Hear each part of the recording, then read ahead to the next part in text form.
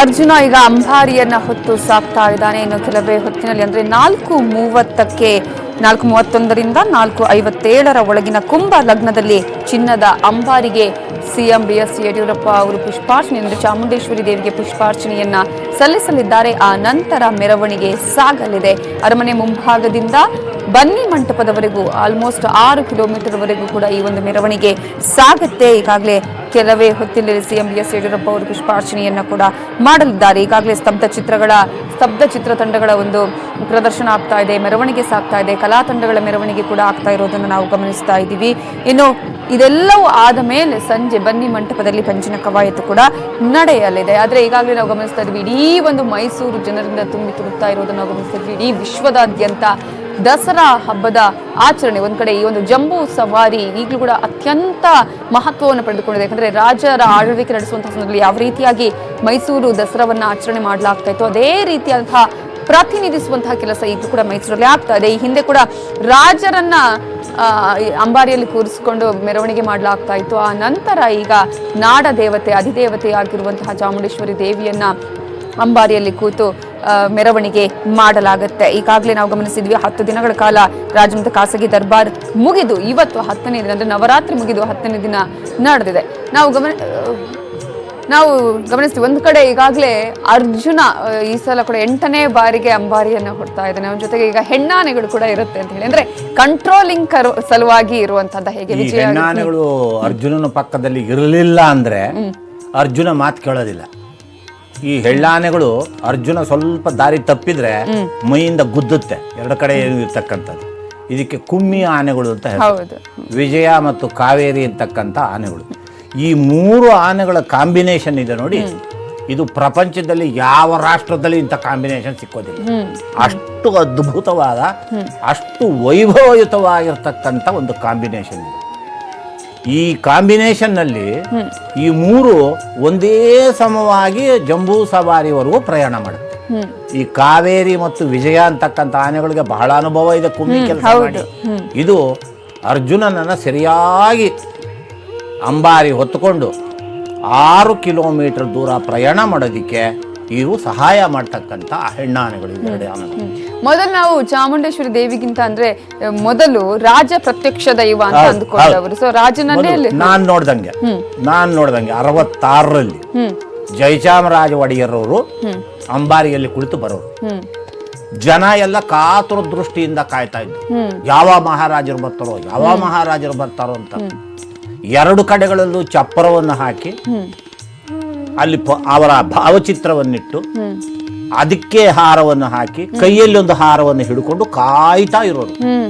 ಮಹಾರಾಜರು ಬಂದು ಆ ಮಂಟಪದ ಮುಂದೆ ನಿಲ್ಲಿಸಿ ಆನೆಯನ್ನ ಅವರು ಕೊಡ್ತಕ್ಕಂತ ಪುಷ್ಪಹಾರವನ್ನ ಎತ್ತಿ ಕೊಡೋರು ಮಹಾರಾಜರಿಗೆ. ಅದನ್ನ ಕೊರಳಿಗೆ ಧರಿಸಿ ಮತ್ತೆ ತೆಗೆದು ಅವ್ರಿಗೆ ಕೊಡ್ತಕ್ಕಂತ ಒಂದು ಪ್ರಕರಣವನ್ನ ಮಹಾರಾಜರು ಮಾಡೋರು. ಈ ಒಂದು ಕ್ಷಣಕ್ಕಾಗಿ 1 ವರ್ಷದಿಂದ ಜನ ಕಾಯ್ತಾ ಇದ್ರು. ಮಹಾರಾಜನ ಯಾವಾಗಲೂ ನೋಡೋದಕ್ಕೆ ಸಾಧ್ಯವಿಲ್ಲ, ಯಾಕೆಂದ್ರೆ ಅವನು ಬಹಳ ದೊಡ್ಡ ಮನುಷ್ಯ, ಅವನು ಬಹಳ ಗಂಭೀರವಾಗಿರ್ತಕ್ಕಂಥ ಮನುಷ್ಯ, ನಮ್ಮಂಗೆ ಓಡಾಡ್ತಕ್ಕಂಥವನಲ್ಲ. ಅಂತ ಮಹನೀಯ ಈ ದಿವಸ ನಮ್ಮನ್ನೆಲ್ಲ ನೋಡೋದಿಕ್ಕೆ ಅಂಬಾರಿಯಲ್ಲಿ ಕುಳಿತು ಬರ್ತಾ ಇದ್ದಾನಪ್ಪ, ನಾವು ಧನ್ಯರು ಅಂತ ಹೇಳಿ ಮಹಾರಾಜನ ಅನೇಕ ವಿಧದಲ್ಲಿ ಹೊಗಳ್ತಾ ಇದ್ದಂಥವ್ರು, ಅನೇಕ ವಿಧವಾಗಿ ನಮಸ್ಕಾರ ಮಾಡ್ತಕ್ಕಂಥವ್ರು, ಅಡ್ಡ ಬೀಳ್ತಕ್ಕಂಥವ್ರು, ಶಿಳ್ಳಿ ಹಾಕ್ತಕ್ಕಂಥವ್ರು. ಇನ್ನು ಮಹಾರಾಜ ಅಷ್ಟು ದೂರದಲ್ಲಿದ್ದಾನೆ, ಬರ್ತಾನೆ ಅಂದ್ರೆ ಚಪ್ಪಾಳೆ ಹೊಡೆದು ಸ್ವಾಗತ ಮಾಡೋರು ಮಹಾರಾಜನಿಗೆ ಹೇಗಿರೋದಪ್ಪ ಅಂದ್ರೆ, ಅಪ್ಪ ನಮ್ಮ ಜನ ಎಷ್ಟು ಜನ ತುಂಬಿದಾರೆ ನನ್ನನ್ನು ನೋಡೋದಿಕ್ಕೆ, ನಮ್ಮ ದೇಶದ ಜನ ಎಷ್ಟು ಒಳ್ಳೆಯವರು, ಎಷ್ಟು ಸೌಮ್ಯ ಸ್ವಭಾವದವರು, ಅವರೆಲ್ಲ ಸಂತೋಷವಾಗಿ ಸುಖವಾಗಿರಲಿ ಅಂತ ದೇವತೆಯನ್ನ ಪ್ರಾರ್ಥನೆ ಮಾಡ್ತಕ್ಕಂಥದ್ದೇ ಆ ರಾಜರ ಕರ್ತವ್ಯ. ಸಿಎಂ ಬಂದಿದ್ದಾರೆ, ಹಾಗೇನೆ ಯದುವೀರ್ ಒಡೆಯರ್ ಅವರು ಕೂಡ ಬಂದಿರೋದನ್ನು ನಾವು ಗಮನಿಸ್ತಾ ಇದ್ದೀವಿ. ಇನ್ನು ಕೆಲವೇ ಹೊತ್ತಿನಲ್ಲಿ ಪುಷ್ಪಾರ್ಚನೆ ಕೂಡ ನೆರವೇರಲಿದೆ, ಅದಕ್ಕೆ ಎಲ್ಲ ಸಿದ್ಧತೆಗಳನ್ನು ಮಾಡಿಕೊಳ್ಳಲಾಗಿದೆ. ಸಮಯದ ಪ್ರಕಾರ 4:31ಕ್ಕೆ ಕುಂಭ ಲಗ್ನದಲ್ಲಿ ಪುಷ್ಪಾರ್ಚನೆ ಆಗಬೇಕು. ಆಲ್ರೆಡಿ ಈಗಾಗಲೇ ಎಲ್ಲ ಸಿದ್ಧತೆಗಳು ಕೂಡ ಆಗಿದೆ. ನಾವು ಗಮನಿಸಿದ್ವಿ, ನಂದಿ ಧ್ವಜದ ಪೂಜೆ ಕೂಡ 2:15ಕ್ಕೆ ಆಗಬೇಕಾಗಿತ್ತು, ಆದರೆ 2 ಗಂಟೆಗೆ ಮುಗಿಸಿದ್ರು ಸಿಎಂ BS ಯಡಿಯೂರಪ್ಪ ಅವರು ಪುಷ್ಪಾರ್ಚನೆಯ ಮೂಲಕ. ಈಗ 4:31ಕ್ಕೆ ಪುಷ್ಪಾರ್ಚನೆಯನ್ನ ನಾಡದೇವತೆ ಚಾಮುಂಡೇಶ್ವರಿ ದೇವಿಗೆ ಪುಷ್ಪಾರ್ಚನೆಯನ್ನ ಮಾಡುವುದರ ಮೂಲಕ ಐತಿಹಾಸಿಕ ಜಂಬೂ ಸವಾರಿಗೆ ವಿದ್ಯುಕ್ತವಾಗಿ ಚಾಲನೆಯನ್ನ ನೀಡಲಿದ್ದಾರೆ. ಈಗಾಗಲೇ ನಾವು ಗಮನಿಸ್ತಾ ಇದ್ದೀವಿ, ಆ ಕಡೆಯಿಂದ ಆಲ್ರೆಡಿ ಅರ್ಜುನ ಬರ್ತಾ ಇದ್ದಾನೆ ಚಿನ್ನದ ಅಂಬಾರಿಯನ್ನು ಹೊತ್ತು. ಅದರಲ್ಲಿ ನಾಡದೇವತೆ ಚಾಮುಂಡೇಶ್ವರಿಯನ್ನು ಅತ್ಯಂತ ವಿದ್ಯುಕ್ತವಾಗಿ ಅಲಂಕಾರ ಮಾಡಿರೋದನ್ನು ಕೂಡ ನಾವು ಗಮನಿಸ್ತಾ ಇದ್ದೀವಿ.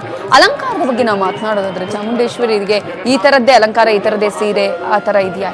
ಚಾಮುಂಡೇಶ್ವರಿಗೆ ನೀಲಿ ಸೀರೆ, ಈ ದಿವಸ ನೀಲಿ ಸೀರೆಯನ್ನು ಉಡಿಸ್ತಾರೆ.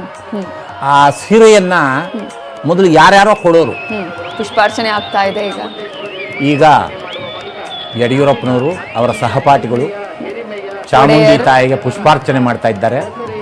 ಮೇಯರ್ ಆಫ್ ಮೈಸೂರು ಅವರು ಕೂಡ ಬಂದಿದ್ದಾರೆ, ಪೊಲೀಸ್ ಅಧಿಕಾರಿಗಳು ಬಂದಿದ್ದಾರೆ, ಮೈಸೂರು ಮಹಾರಾಜರು, ಮಾಜಿ ಮಹಾರಾಜರು ಕೂಡ ಬಂದಲ್ಲಿ ನಿಂತಿದ್ದಾರೆ. ಇನ್ನೇನು ಅಂಬಾರಿ ಹೊರಡೋದಕ್ಕೆ ಸಿದ್ಧವಾಗುತ್ತೆ. ಅದು ಹೊರಡೋ ಟೈಮ್ನಲ್ಲಿ 21 ಕುಶಾಲತೋಪುಗಳು ಹಾರುತ್ತೆ ಗೌರವಾರ್ಥವಾಗಿ. ಆ ಕುಶಾಲತೋಪುಗಳು ಹಾರಿದಾಗ ಈ ಆನೆಗಳು ಹೆದರದೇ ಇರುವಂತೆ 1 ತಿಂಗಳಿನಿಂದ ಅದಕ್ಕೆ ಟ್ರೈನಿಂಗ್ ಕೊಟ್ಟಿದೆ. ಅಷ್ಟೇ ಭಾರದ ಒಂದು ಹಾಕಿ ಅಲ್ಲಿ ಅಂದ್ರೆ 750 kg ಜಾಸ್ತಿನೇ ವೆಯ್ಟ್ ಹಾಕಿಸಿ ಅಲ್ಲಿ ಅವನಿಗೆ ಟ್ರೈನಿಂಗ್ ಮಾಡ್ತಾರಂತಲ್ವಾ? ಅಲ್ಲ, ಈ ಕುಶಾಲತೋಪುಗಳು ಹಾರಿದಾಗ ಆ ಶಬ್ದಕ್ಕೆ ಈ ಆನೆಗಳು ಎಲ್ಲಿ ಹೆದರು ಬಿಡುತ್ತೋ ಏನೋ, ಎಲ್ಲಿ ಓಡೋಗ್ಬಿಡುತ್ತೋ ಏನೋ, ಆ ಭಯವನ್ನು ತಪ್ಪಿಸೋದಿಕ್ಕೆ ಇವುಗಳ ಮುಂದೆನೆ ತೋಪುಗಳನ್ನು ಹಾರಿಸಿ ಆ ಶಬ್ದ ಅದಕ್ಕೆ ಹೊಂದ್ಕೋಬೇಕು. ಆ ರೀತಿಯಲ್ಲಿ ಶಬ್ದದ ಹೊಂದಾಣಿಕೆಯನ್ನ ಇವಾಗ ಆನೆಗಳಿಗೆ, ಕುದುರೆಗಳಿಗೆ ಎಲ್ಲರಿಗೂ ಮಾಡಿದ್ದಾರೆ. ಈಗ ಕುಶಾಲ್ ತೋಪುಗಳು ಹೊಡೆದೇ ಕೂಡ ಇವಾಗ ಹೊಡಿತಾರೆ, ಹೊಡೆದರೂ ಕೂಡ ಆ ಶಬ್ದದಿಂದ ವಿಚಲಿತರಾಗಿ ಇರಬೇಕು ಆನೆಗಳು. ಪುಷ್ಪಾರ್ಚನೆ ಮೂಲಕ ಚಾಲನೆಯನ್ನು ಪಡೆದ ಅರ್ಜುನ ಅಂಬಾರಿನ ಹೊತ್ತ ಅರ್ಜುನ ಈಗ ಮೈದಾನದ ಸರಳ ಧಾರದಿಂದ ಅರಮನೆಯ ಆವರಣದಿಂದ ಹೊರಹೊರಟು ಪ್ರಮುಖ ರಸ್ತೆಗಳಲ್ಲಿ, ರಾಜ್ಯ ಬೀದಿಗಳಲ್ಲಿ ಮೆರವಣಿಗೆಯಲ್ಲಿ ಸಾಗಲಿದ್ದಾನೆ. ಮೆರವಣಿಗೆಯಲ್ಲಿ ಅಂಬಾರಿಯನ್ನು ಕೊಂಡೊಯ್ಯಲು ಇದೀಗ ಮಹಾಪ್ರಧಾನರು ಅತಿಥಿಗಳಿಂದ ಅನುಮತಿಯನ್ನು ಕೋರಿದ್ದಾರೆ.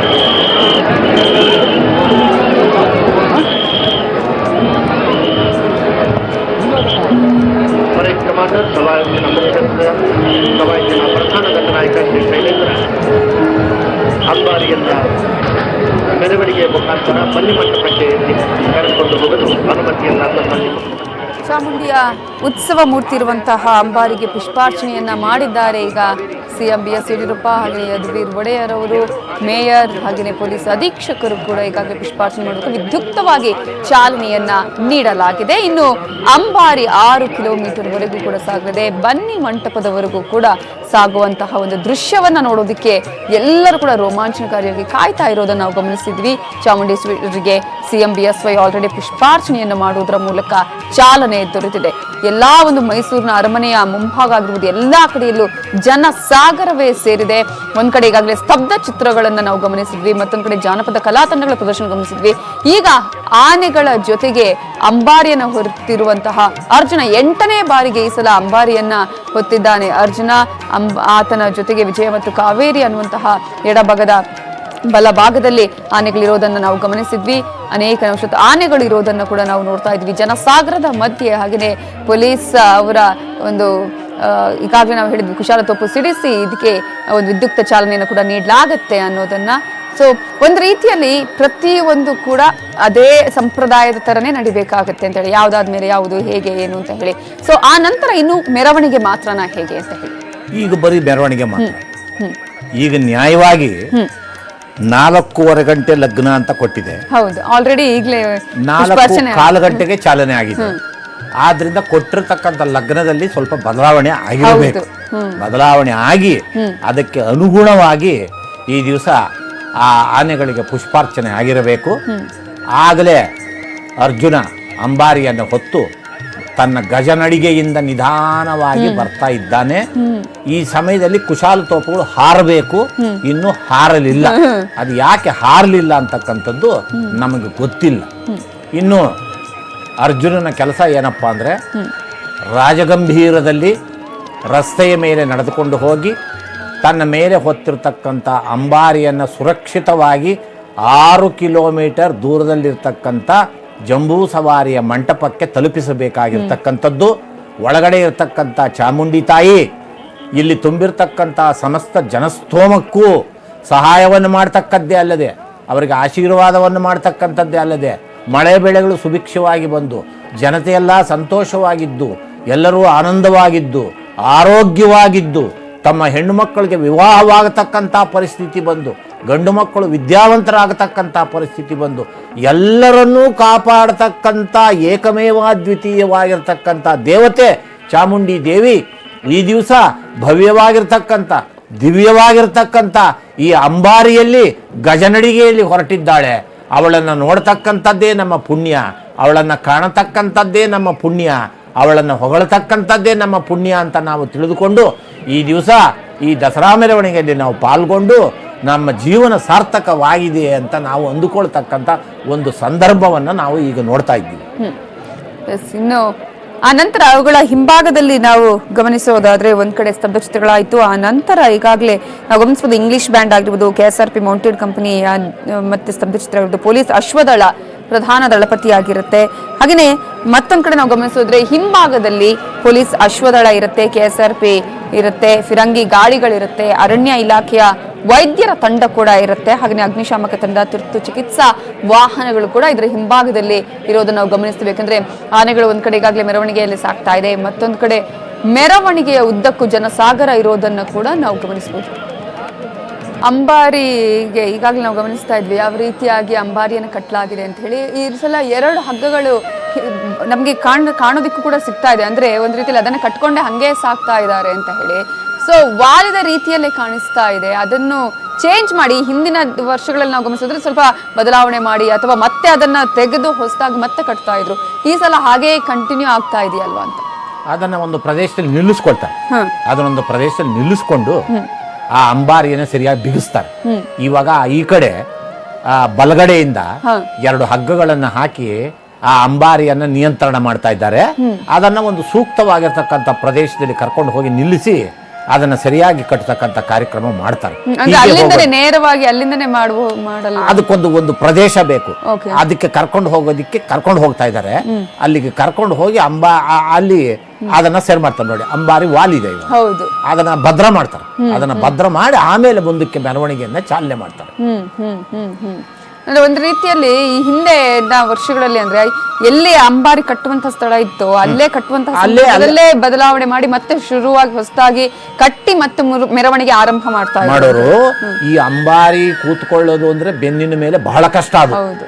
ಅದು ಬಹಳ ಕಷ್ಟ. ಕೆಲವು ಸತಿ ಬಹಳ ಸಲೀಸಾಗಿ ಕೂತು ಬಿಡುತ್ತೆ, ಕೆಲವು ಸತಿ ಕೂತ್ಕೊಳ್ಳೋದಿಲ್ಲ. ಈಗ ಸ್ವಲ್ಪ ತೊಂದರೆ ಆಗಿದೆ, ಅದನ್ನ ಸರಿಪಡಿಸ್ತಕ್ಕಂಥ ಕಾರ್ಯಕ್ರಮ ಮಾಡ್ತಾರೆ. ಏನು ಭಯವೇನೂ ಇಲ್ಲ, ಯಾವ ಭಯವೂ ಇಲ್ಲ. ಅದು ವಾಲಿದ್ರು ಕೂಡ ಪಕ್ಕದಲ್ಲಿ ಹಗ್ಗಗಳ ಒಂದು ಸಪೋರ್ಟ್ ಬಿಳಿ ಹಗ್ಗಗಳು ಕಾಣ್ತಾ ಇವೆ ನೋಡಿ, ಆ ಹಗ್ಗಗಳನ್ನ ಹಿಡ್ಕೊಂಡು ಅಂಬಾರಿ ವಾಲದಂತೆ ಅದನ್ನ ನೋಡ್ಕೊಂಡು ಹೋಗ್ತಾ ಇರ್ತಕ್ಕಂಥ ಸಿಬ್ಬಂದಿ ಅಲ್ಲಿದೆ. ಏನ್ ತೊಂದರೆ ಏನಿಲ್ಲ, ಅದನ್ನ ಸರಿ ಮಾಡ್ತಾರೆ. ಚಾಮುಂಡೇಶ್ವರಿ ಅಲಂಕಾರದ ಬಗ್ಗೆ ನಾವು ಮಾತನಾಡ್ತಾ ಇದ್ದೀವಿ. ಚಾಮುಂಡೇಶ್ವರಿಗೆ ನೀಲಿ ಸೀರೆ, ಅದನ್ನ ಕೆಲವರು ಭಯ ಭಕ್ತಿಯಿಂದ ಅರ್ಪಣೆ ಮಾಡ್ತಾ ಇದ್ರು. ಅದನ್ನ ಸೀರೆನ ತೊಡಗಿಸ್ತಾ ಇದ್ರು ತಾಯಿಗೆ. ಕೆಲವು ಸತಿ 10 ಜನ 15 ಜನ 20 ಜನ ಸೀರೆಯನ್ನು ಕೊಟ್ಟು ನನ್ನ ಸೀರೆಯನ್ನು ಉಡಿಸು ಅಂತ ಗಲಾಟೆ ಮಾಡೋದು. ಅದಕ್ಕೇನ್ ಮಾಡಿದ್ದಾರೆ ಅಂದ್ರೆ ಈ ಸರ್ತಿ ಸರ್ಕಾರದವರೇ ಸೀರೆಯನ್ನು ಕೊಂಡುಕೊಂಡು ಆ ಸೀರೆಯನ್ನೇ ಉಡಿಸಬೇಕು ಅಂತಕ್ಕಂಥ ಒಂದು ನಿರ್ದಿಷ್ಟವಾದಂಥ ಒಂದು ಕಾನೂನನ್ನು ಮಾಡಿ ಈ ಸತಿ ನೀಲಿ ಸೀರೆಯನ್ನು ತಾಯಿಗೆ ಉಡಿಸಿದ್ದಾರೆ. ಸರ್ಕಾರದ ವತಿಯಿಂದ ಬಂದಿರತಕ್ಕಂಥ ಸೀರೆ. ಹೂವಿನ ಅಲಂಕಾರವನ್ನು ಅಂದ್ರೆ ಇಷ್ಟೇ ಹೂಗಳ ಹಾಕ್ಬೇಕು ಆ ತರ ಏನಾದ್ರೂ ಇದೆಯಾ? ಅದ್ರಲ್ಲಿ ಏನಿದೆ ಅಂದ್ರೆ ಅಂಬಾರಿಗೆ ಹೂವನ್ನ ಬಹಳ ಕಡಿಮೆ ಹಾಕಬೇಕು. ಯಾಕೆಂದ್ರೆ ಅಂಬಾರಿಯ ಒಳಗಡೆ ಇರತಕ್ಕಂಥ ಪದಾರ್ಥ ಏನಿದೆ ಅದು ರಾಜನೇ ಆಗಲಿ ಅಥವಾ ವಿಗ್ರಹವಾಗಲಿ ಏನೇ ಆಗಲಿ ಜನರ ಕಣ್ಣಿಗೆ ಕಾಣಬೇಕು. ಅಂಬಾರಿಯಲ್ಲಿ ಕೂತಿರ್ತಕ್ಕಂಥ ದೇವತೆ ಯಾರ ಕಣ್ಣಿಗೂ ಕಾಣಲಿಲ್ಲ ಅಂದ್ರೆ ಪ್ರಯೋಜನ ಏನು? ಆದ್ರಿಂದ ಆದಷ್ಟು ಮಟ್ಟಿಗೂ ಹೂವಿನ ಅಲಂಕಾರವನ್ನ ಕಡಿಮೆ ಮಾಡಿರ್ತಾರೆ ಅಂಬಾರಿ. ಉತ್ಸವ ಮೂರ್ತಿಯನ್ನ ದೇವಸ್ಥಾನದಿಂದ ತಂದು ಇಲ್ಲಿ ಕೊಡುವಂತ ಸಂದರ್ಭದಲ್ಲಿ ಕೂಡ ಪೂಜೆ ಪುನಸ್ಕಾರಗಳು ಅವೆಲ್ಲ ಅಲ್ಲಿಂದ ತಂದು ಇಲ್ಲಿ ಇಟ್ಟು ಇಲ್ಲಿ ಪೂಜೆ ಮಾಡಿ ಇಲ್ಲಿ ಪುನಸ್ಕಾರ ಮಾಡಿ ಅಂಬಾರಿಗೆ ಹತ್ತಿಸೋದಿಕ್ಕೆ ಮೊದಲು ಕೂಡ ಪೂರ್ವ ಶಾಸ್ತ್ರವನ್ನ ಮಾಡಿ ಅಕ್ಷತಾರೋಪಣ ಮಾಡಿ ಆ ತಾಯಿಯನ್ನ ಕೂಡಿಸ್ತಾರೆ. ಅತ್ಯಂತ ರಮಣೀಯ ದೃಶ್ಯವನ್ನು ನಾವೀಗ ನೋಡ್ತಾ ಇದ್ವಿ. ಅಂದ್ರೆ ಬಹಳ ಹತ್ತಿರದಿಂದ ಚಾಮುಂಡೇಶ್ವರಿಯ ದೃಶ್ಯ ನಮ್ಗೆ ನೋಡೋದಕ್ಕೆ ಸಿಗ್ತಾ ಇದೆ.